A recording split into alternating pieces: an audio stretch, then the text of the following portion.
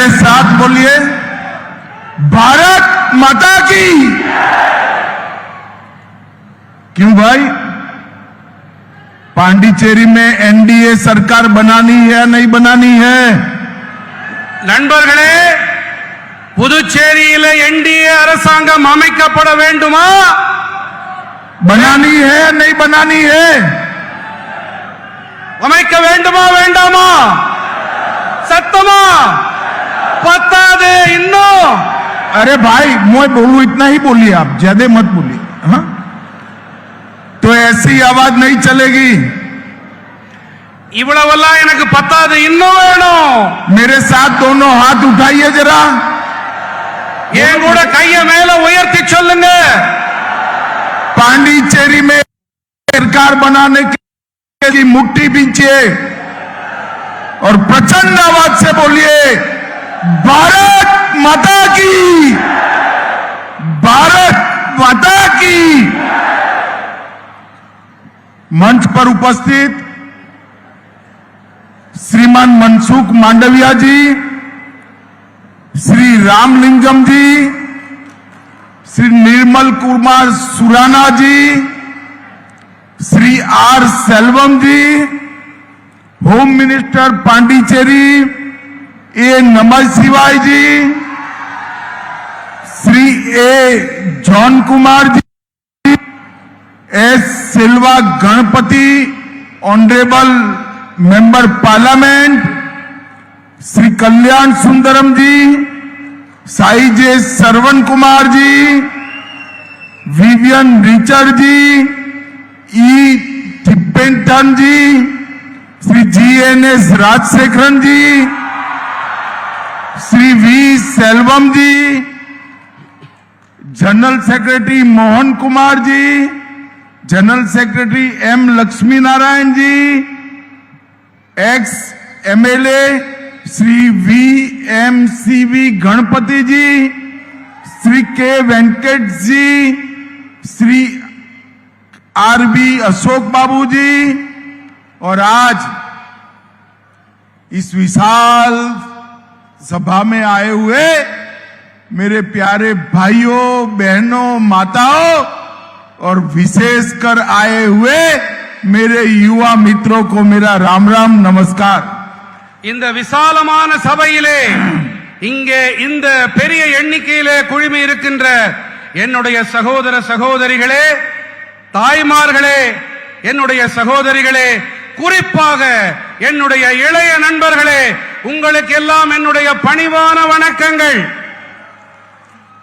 भाइयों बहनों, सबसे पहले मैं पवित्र तिरुनल्लार शनि ईश्वर और मां भद्रकाली को प्रणाम कर कर मेरी बात की शुरुआत करता हूं। நண்பர்களே, முதலில் இந்த திருநாட்டிலே இந்த திருநள்ளாறிலே குடிகொண்டிருக்கக்கூடிய சனீஸ்வர பகவானையும் பத்ரகாளி அம்மனையும் அவர்களுக்கு நான் தலைவணங்கி என்னுடைய உரையை துவங்க இருக்கின்றேன்। ये पांडिचेरी कई तपस्वियों और सिद्धों की भूमि है। இந்த புதுச்சேரி மண் பல தவசீலர்களின் புண்ணிய பூமியாக இருக்கின்றது। और ये पांडिचेरी पर ही श्री अरविंद ने भारत के विश्व गुरु बनने का स्वप्न देखा था। இந்த புதுச்சேரி மண்ணிலேதான் மகரிஷி அரவிந்தர் பாரதத்தை விஸ்வகுருவாக உலகின் குருவாக ஆக்கும் கனவை அவர் கண்டார்। मैं सबसे पहले पांडिचेरी की इस महान भूमि को प्रणाम कर कर मेरी बात की शुरुआत करना चाहता हूं। இந்த மகத்தான புனிதமான புதுச்சேரி மண்ணிற்கு நான் தலைவணங்கி என்னுடைய உரையை நான் துவக்குகின்றேன்। मित्रों, सबसे पहले विश्व की सबसे पुरानी भाषाओं में से एक ऐसी तमिल भाषा में मैं आपसे बात नहीं कर पा रहा हूं, इसलिए आपसे क्षमा प्रार्थना करता हूं। உலகத்தின் மிகவும் தொன்மையான மொழியான தமிழ் மொழியிலே என்னாலே இங்கே உரையாற்ற முடியவில்லை என்பதற்காக உங்களிடம் மன்னிப்பு கேட்டுக்கொண்டு என்னுடைய உரையை நான் தொடர்கிறேன்। आज ये विशाल सभा करने का दो उद्देश्य है, दो एम है। இந்த பரந்துபட்ட இந்த அவையிலே நான் வந்திருப்பதற்கு இரண்டு நோக்கங்கள் இருக்கின்றன. एक उद्देश्य है मोदी जी और रंगास्वामी जी के नेतृत्व में डबल इंजन सरकार ने जो काम किया है इसका रिपोर्ट कार्ड आपके सामने रखना है। முதல் நோக்கம் என்னவென்றால் நம்முடைய மாண்புமிகு பாரத பிரதமர் நரேந்திர மோடி அவர்கள் தலைமையிலும் இங்கே புதுச்சேரியின் முதலமைச்சர் ரங்கசாமி அவர்களுடைய தலைமையிலும் இத்தனை ஆண்டு காலம் என்ன நடந்திருக்கிறது என்பதற்கான பட்டியலை அறிக்கையை உங்கள் முன் சமர்ப்பிக்க நான் வந்திருக்கிறேன்। मित्रों, और दूसरा उद्देश्य है कि यूपीए इंडिया अलायंस जो थिया शक्ति है उसको बेनकाब करना है, उसका पर्दाफाश करना है। இரண்டாவது நோக்கம் என்னவென்று சொன்னால் இந்த இண்டி கூட்டணி இருக்கிறதே இவர்களுடைய தீய நோக்கம் அந்த திரையை கிழித்தெறியும் நான் இங்கே வந்திருக்கிறேன்। 5 साल पहले पांडिचेरी की जनता ने यहां मोदी जी के और रंगास्वामी जी के नेतृत्व में एक एनडीए सरकार बनाई। 5 ஆண்டுகள் முன்பாக இந்த இடத்திலே புதுச்சேரி மக்கள் மோடிஜி மேலும் ரங்கசாமி அவர்களின் தலைமையின் கீழே இங்கே என்டிஏ அரசை அமைத்து அளித்தார்கள்। और ये सरकार ने 3 काम किए हैं।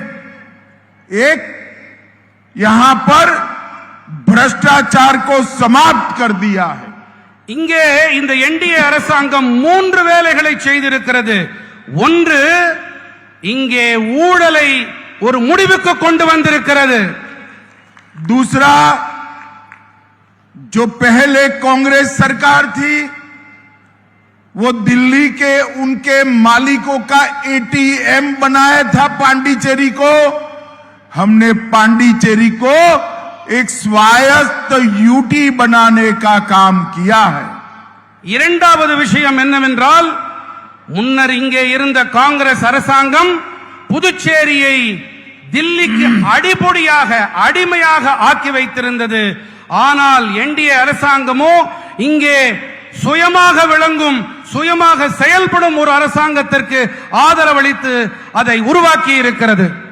भाइयों बहनों, और तीसरा काम किया है हमने पांडिचेरी में पॉलिटिकल स्थिरता लाने का काम किया है। மூன்றாவது பணியை நாங்கள் என்ன செய்திருக்கிறோம் என்று சொன்னால் இங்கே புதுச்சேரியிலே அரசியல் நிலைத்தன்மை அரசியல் ஸ்திரத்தன்மையை நாங்கள் அமைத்தளித்திருக்கிறோம்।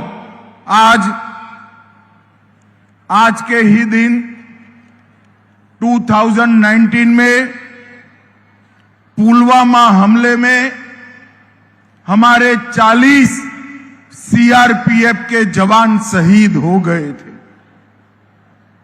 2019 ஆண்டிலே புல்வாமா காஷ்மீரின் புல்வாமாவிலே நம்முடைய 40 சிஆர்பிஎஃப் வீரர்கள் உயிர் தியாகிகள் ஆனார்கள், பலிதானிகள் ஆனார்கள்। मैं सबसे पहले हमारे वो 40 बहादुर जवान जिन्होंने देश के लिए शहादत दी वो सभी को मनपूर्वक श्रद्धांजलि देना चाहता हूं। இந்த நாட்டிற்காக தங்களுடைய இன்னுயிரை அளித்த அந்த 40 சிஆர்பிஎஃப் படை வீரர்களுக்கும் நான் என்னுடைய உளமார்ந்த அஞ்சலியை இப்பொழுது நான் காணிக்கையாக்குகிறேன்। भाइयों बहनों, कांग्रेस के जमाने में आए दिन पाकिस्तानी आतंकवादी हमारे जवानों पर हमला करते थे। காங்கிரஸ் ஆட்சியின் போது ஒவ்வொரு நாளும் பாகிஸ்தானிலிருந்து தீவிரவாதிகள் பயங்கரவாதிகள் வருவார்கள், நம் மீது தாக்குதல் தொடுப்பார்கள்। और ये जो हमला करने की परंपरा को कांग्रेस ने रूटीन बना दिया था। இந்த அன்றாட தாக்குதல் என்ற இந்த சம்பவத்தை காங்கிரஸ் அவர்கள் இதனை ஒரு வாடிக்கையாகவே ஆக்கி இருந்தார்கள்। और इस पर देश के प्रधानमंत्री, गृह मंत्री, रक्षा मंत्री कोई रिएक्शन तक नहीं आता था। இது பற்றி நாட்டின் பிரதமராகட்டும், நாட்டின் உள்துறை அமைச்சராகட்டும், நாட்டின் பாதுகாப்புத்துறை அமைச்சராகட்டும் யாரும் எந்த வாயும் எந்த வார்த்தையும் பேச மாட்டார்கள். मगर मोदी जी ने एक नई परंपरा की 19 में पुलवामा में हमला किया, इसका जवाब एयर स्ट्राइक कर कर पाकिस्तान के घर में घुसकर आतंकवादियों का खात्मा कर दिया। ஆனால் மோடிஜி அவர்கள் வந்த பிறகு 2019 முதன்முறையாக புல்வாமாவிலே தாக்குதல் நடைபெற்ற பிறகு அவர்கள் வீடு புகுந்து தாக்கினோம். நாம் வான்வழியே சென்று நாம் அவர்கள் மீது தாக்குதல் தொடுத்தோம். पहले सर्जिकल स्ट्राइक, फिर एयर स्ट्राइक और अंत में ऑपरेशन सिंदूर कर कर पाकिस्तान को मजबूत जवाब देने का काम नरेंद्र मोदी जी ने किया है। முதலிலே துல்லிய தாக்குதல் சர்ஜிக்கல் ஸ்ட்ரைக், பிறகு வான்வழி தாக்குதல், நிறைவாக ஆபரேஷன் சிந்தூரை நாம் அரங்கேற்றினோம். அரங்கேற்றி அவர்களுக்கு ஒரு முற்றுப்புள்ளி வைத்திருக்கிறோம். और आज मोदी जी के नेतृत्व में भारत सुरक्षित, दुनिया की कोई ताकत भारत पर नजर उठाने की हिम्मत नहीं कर सकती। இன்று நம்முடைய பிரியமான மாண்புமிகு பாரத பிரதமர் நரேந்திர மோடி அவர்களின் அரசை பார்த்து எந்த ஒரு தீய சக்தியும் கண்ணெடுத்து கூட பார்க்க முடியாத நிலைமை நமக்கு ஏற்படுத்தியிருக்கிறார் நம்முடைய மாண்புமிகு பாரத பிரதமர் நரேந்திர மோடி அவர்கள். मोदी जी ने भारत को समृद्ध करने के साथ साथ सुरक्षित करने का भी काम किया है। நம் பாரத நாட்டிற்கு மோடிஜி அவர்கள் வளமையை மட்டும் அளிக்கவில்லை, வலுவான பாதுகாப்பையும் அளித்திருக்கிறார். मित्रों, पुडुचेरी की जनता ने एनडीए पर, बीजेपी पर, हमारे नेता रंगास्वामी जी पर और मोदी जी पर भरोसा जताया है। நண்பர்களே, நம்முடைய புதுச்சேரி வாழ் மக்கள் என்டிஏ மீதும் பிஜேபி மீதும் ரங்கசாமி அவர்கள் மீதும் அன்புக்கு உரித்தான நம்முடைய மோடிஜி மீதும் மிகப்பெரிய நம்பிக்கையை வைத்திருக்கின்றார்கள். 2021 असेंबली इलेक्शन में पुदुचेरी की जनता ने 44% वोट दिया। 2021 ஆண்டு நடந்த புதுச்சேரி சட்டப்பேரவை தேர்தல்களிலே புதுச்சேரி மக்கள் நமக்கு 44 விழுக்காடு ஆதரவு அளித்திருக்கின்றார்கள். और 30 में से 16 सीटें दी थी। 16 आउट ऑफ 30। 30 16 நமக்கு சீட்டுகளை அளித்திருக்கின்றீர்கள். मगर इस बार भारतीय जनता पार्टी और एआईएनआरसी का अलायंस, एआईडीएमके का अलायंस हम लक्ष्य कर चले हैं कि 60% वोट के साथ more than 24 seat BJP alliance जीतेगी।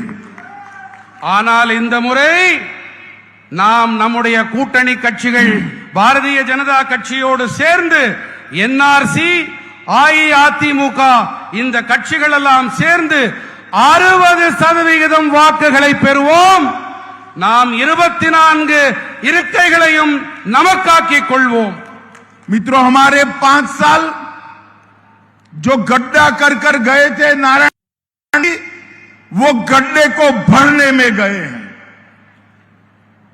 இங்கே முதலமைச்சராக இருக்கக்கூடிய திரு நாராயணசாமி அவர்கள் நமக்கு இங்கே சிறப்பாக ஆட்சியை அளித்துக் கொண்டிருக்கின்றார்.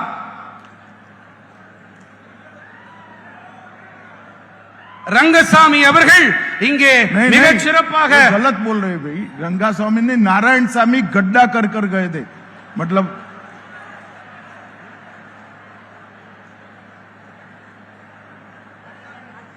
ये सुराना समझाओ भाई।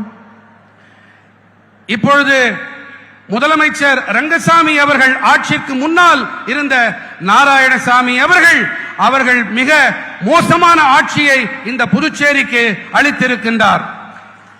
5 साल तक कांग्रेस सरकार ने यहां पर भ्रष्टाचार और एक प्रकार से अव्यवस्था का माहौल बनाया था।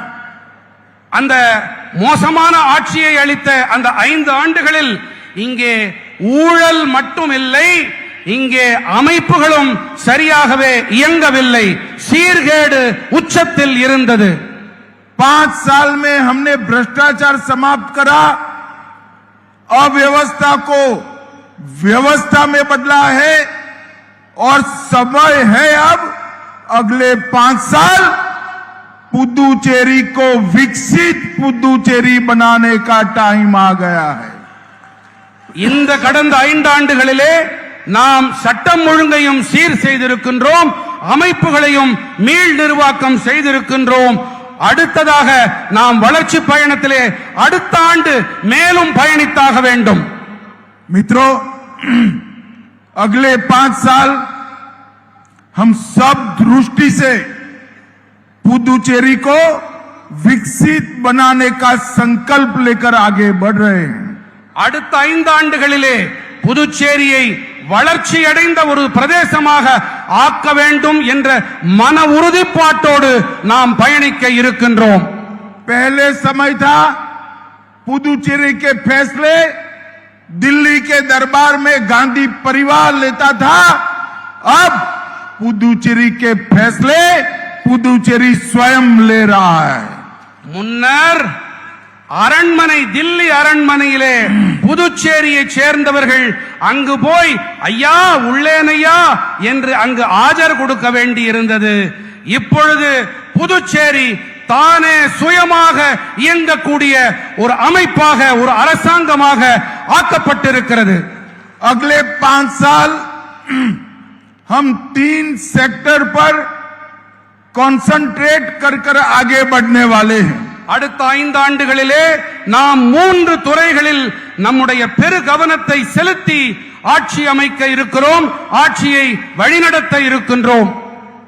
पुदुचेरी के मछुआरों का प्रोडक्ट विश्व के बाजार में जाए, ऐसा इकोसिस्टम बनाना है। புதுச்சேரியின் மீனவர்களின் அவர்களுடைய பொருட்கள் அவை உலக சந்தைகள் வரை கொண்டு சேர்க்கப்பட்டாக வேண்டும் என்பது நம்முடைய முதல் உறுதிப்பாடு. पुदुचेरी के युवाओं के लिए यहां पर आईटी, एआई, ट्रेन सॉफ्टवेयर और डेटा सेंटर की इंडस्ट्री का सेंटर बनाना है।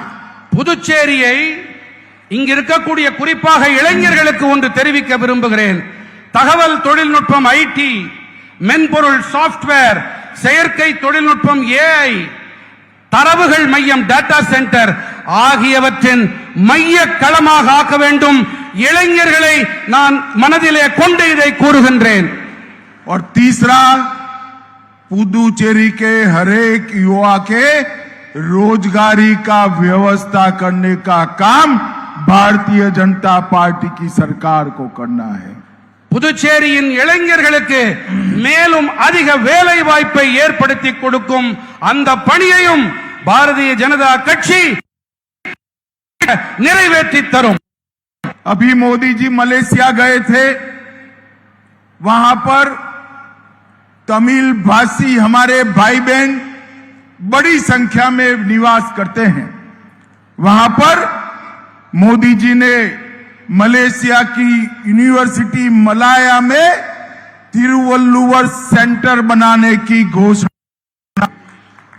அண்மை காலத்திலே சில நாட்களுக்கு முன்பாக பாரத பிரதமர் நரேந்திர மோடிஜி மலேசியா சென்றிருந்தார்.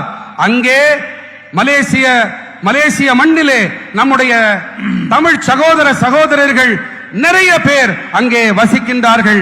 அவர்கள் மத்தியிலே மலேசிய பல்கலைக்கழகத்திலே திருவள்ளுவருக்கான இருக்கை ஒன்றை ஏற்படுத்துவேன் என்று அவர் அங்கே உறுதிப்படுத்தி கொண்டு வந்திருக்கின்றார். और मलेशिया में बसते तमिल भाइयों बहनों के लिए तिरुवल्लुवर स्कॉलरशिप की भी शुरुआत की है। மேலும் அங்கே மலேசிய வாழ் தமிழ் பெருமக்களுக்கு மலேசிய அந்த திருவள்ளுவர் பெயராலே ஸ்காலர்ஷிப்பும் அளிப்பதற்கு உறுதியளித்து விட்டு வந்திருக்கிறார்। और मलेशिया में अब तमिल भाषा को अधिकृत माइनॉरिटी लैंग्वेज का स्थान भी मिल चुका है। இப்பொழுது மலேசிய திருநாட்டிலே நம்முடைய தமிழ் மொழிக்கு மோடிஜி அவர்களின் முயற்சி காரணமாக அங்கே தமிழ் மொழிக்கு சிறுபான்மை மொழி என்ற மைனாரிட்டி லாங்குவேஜ் என்ற அந்தஸ்தும் கிடைத்து விட்டது। ये नारायण सामी की सरकार ने पुदुचेरी को गांधी परिवार का एटीएम बनाकर रखा था। நாராயணசாமி அவர்கள் இந்த புதுச்சேரியை காந்தி குடும்பத்தின் ஏடிஎம் எப்பொழுது வேணாலும் பணத்தை எடுத்துக்கொள்ளும் ஒரு இயந்திரமாக மாற்றி வைத்திருந்தார்। उनका उद्देश्य दिल्ली के हाई कमान की तिजोरी भरना था। அவருடைய ஒரே நோக்கம் என்னவென்று சொன்னால் தில்லி ஹைகமாண்ட் இருக்கிறது அந்த தில்லி தலைமையகத்தின் खजानाவை நிரப்புவது ஒன்றுதான்। इन्होंने पीजी और डिप्लोमा सीटों की खुलेआम ऑक्शन करा। அவர் இங்கே இருக்கைகளை இங்கே கல்வி இருக்கைகளை மிக பட்டவர்த்தனமாக ஏலத்தில் அவர் அறிவிப்பு செய்தார், ஏலம் கொடுத்தார்। यहां तक कि पैसों की लालच में एससी और एसटी की रिजर्व सीटें भी धनवान लोगों को बेच देने का काम किया। தாழ்த்தப்பட்ட மக்கள் பழங்குடி இனத்தவர்களுக்கான அவர்களுக்கு ஒதுக்கப்பட்ட இருக்கைகளை கூட ஏலத் தொகையில் ஏலத்திற்கு விட்டுவிட்டார்। सेंटेक घोटाला किया और इसकी जांच सीबीआई कर रही है। சென்டெக் ஊழலை செய்திருக்கிறார், அந்த ஊழலின் ஆய்வினை புலன் விசாரணையை மத்திய சிபிஐ செய்து வருகின்றது। परिवहन माफियाओं को जनता को परेशान करने के लिए ट्रांसपोर्ट माफियाओं को खुला छोड़ दिया। போக்குவரத்து மாஃபியா இருக்கிறது அல்லவா, அந்த டிரான்ஸ்போர்ட் போக்குவரத்து மாஃபியா தன்னுடைய பணியை எந்த ஒரு தங்கு தடையுமின்றி செய்ய அவர் அதற்கு ஒரு விடுதலை கொடுத்திருந்தார், அதற்கு லைசென்ஸ் கொடுத்திருந்தார், என்ன வேண்டுமானாலும் செய்து கொள்ளுங்கள் என்று। अभी अभी सीएजी की रिपोर्ट आई है, 15,000 करोड़ का डेवलपमेंट फंड पूरा कांग्रेस की नारायण सामी सरकार चाव कर गई है, करप्शन किया है। இப்பொழுதுதான் அறிவிப்பு வெளிவந்திருக்கிறது, அறிக்கை வெளியாகி இருக்கிறது। சிஏஜி அது அந்த அமைப்பின் மூலமாக இங்கே வளர்ச்சி திட்டங்களுக்காக கொடுக்கப்பட்ட 15,000 கோடி ரூபாய் அதற்கான ஆய்வும் புலன் விசாரணையும் தொடங்கி இருக்கிறது। और 15,000 करोड़ का मतलब होता है पुदुचेरी का 3 साल का बजट। 15,000 கோடி ரூபாய் என்று சொன்னால் புதுச்சேரிக்கு 3 ஆண்டுகளுக்கான வரவு செலவு திட்ட அறிக்கை பட்ஜெட்। और इन्होंने एससी समाज का अपमान करने का भी काम किया है। அவர் தாழ்த்தப்பட்ட சமூகத்தினரை அவமானப்படுத்தும் மோசமான செயலையும் செய்து இருக்கிறார்। दलित समाज के विधायक की जमीन हड़पने का काम किया। சட்டமன்ற உறுப்பினர்களின் சட்டமன்ற தாழ்த்தப்பட்ட மக்களின் அவர்களின் நிலத்தையும் அவர் அபகரிக்கும் அந்த மோசமான செயலையும் அவர்கள் செய்திருக்கிறார்கள்। और एससी समाज की सीटों को बेचने का भी काम किया। தாழ்த்தப்பட்ட மக்களுக்கு என ஒதுக்கப்பட்ட தொகுதிகள், அந்த தொகுதிகளை கூட விற்பனைக்கு விட்டிருக்கும் மோசமான பணியையும் செய்திருக்கிறார்। उनके समय में एक भी इंडस्ट्री यहां पर नहीं आई। அவருடைய காலகட்டத்திலே இங்கே ஒரு தொழில் கூட துவங்கப்படவில்லை। ये 5 साल में जोहो ने सॉफ्टवेयर डेवलपमेंट सेंटर अपने पुदुचेरी में खोला है। Zoho software development centre Zoho ने खोला है। இங்கே இந்த 5 ஆண்டுகளிலே ஜோஹோ அமைப்பு இங்கே ஒரு மென்பொருள் மேம்பாடு ஒரு மையத்தை ஒரு நிறுவனத்தை திறந்திருக்கிறது. और अभी अभी एसर ने पुदुचेरी में नए लैपटॉप बनाने की फैक्ट्री डालने का काम किया है। மேலும் இங்கே எஸ்ஆர் நிறுவனமானது இங்கே லேப்டாப் தயாரிக்கும் ஒரு நிறுவனத்தையும் இங்கே ஆரம்பித்திருக்கிறது. पुदुचेरी में बने हुए लैपटॉप अब दुनिया के 70 देशों में जाएंगे। புதுச்சேரியில் தயாரிக்கப்பட இருக்கும் இந்த லேப்டாப்புகள் உலகத்தின் 70 நாடுகளுக்கு ஏற்றுமதியாக இருக்கிறது, சென்றடைய இருக்கிறது. हमने इस बजट में बायो फार्मा शक्ति के माध्यम से volume driven high value research इसकी एक बड़ी व्यवस्था पुदुचेरी में बनाने का निर्णय किया है। பயோபார்மா துறையிலே இங்கே ஆய்வுகள் மேற்கொண்டு செயல்பாடுகளை விரிவாக்கம் செய்ய இங்கே நிதியை நாங்கள் ஒதுக்கி இருக்கின்றோம்.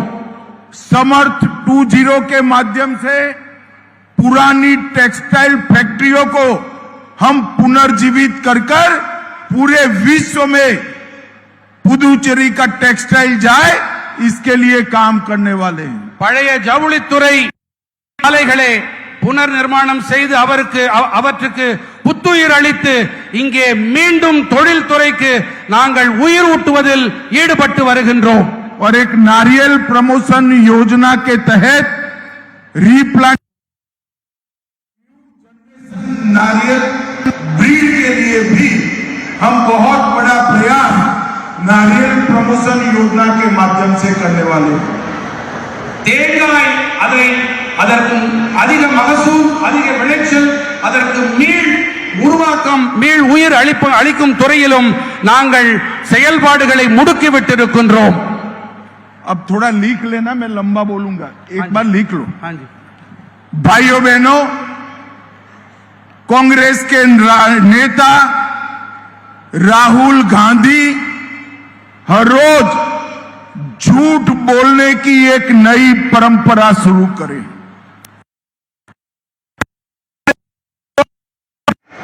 नरेंद्र मोदी जी ने यूरोपियन यूनियन और इंग्लैंड के साथ किए हुए फ्री ट्रेड एग्रीमेंट और अमेरिका के साथ किए हुए ट्रेड डील से हमारे देश के मछुआरों का सबसे बड़ा फायदा होने वाला है। राहुल गांधी जी देश के मछुआरों और किसानों को गुमराह करना चाहते हैं। वो झूठ बोलकर भ्रांति फैलाना चाहते हैं। मैं आज ये इस मंच से राहुल गांधी जी को जवाब देना चाहता हूं। राहुल गांधी जी, ट्रेड डील और एफटीए की बारीकियों को ध्यान से देखिए। नरेंद्र मोदी जी ने हमारे देश के किसानों को और पशुपालकों को 100% प्रोटेक्शन देने का काम किया है। इस एफटीए से और ट्रेड डील से हमारे किसानों को कोई नुकसान नहीं होने वाला है।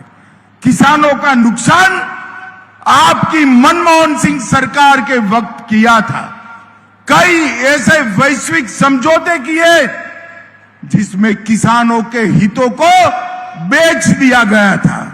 नरेंद्र मोदी जी ने यहां पर किसानों का, पशुपालन करने वाले भाइयों बहनों का और मछुआरों का 100% प्रोटेक्शन करने का काम किया है। ये राहुल गांधी जी की नीति है।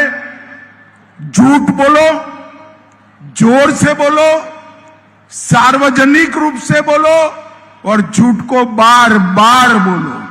मगर राहुल गांधी, इस देश की जनता आपकी झूठ मैन्युफैक्चरिंग करने की फैक्ट्री को अब पहचान गई है। और एक बार मैं फिर से कहता हूं कि 2029 में नरेंद्र मोदी जी के नेतृत्व में NDA lead Bharatiya Janata party का गवर्नमेंट बनने वाला है।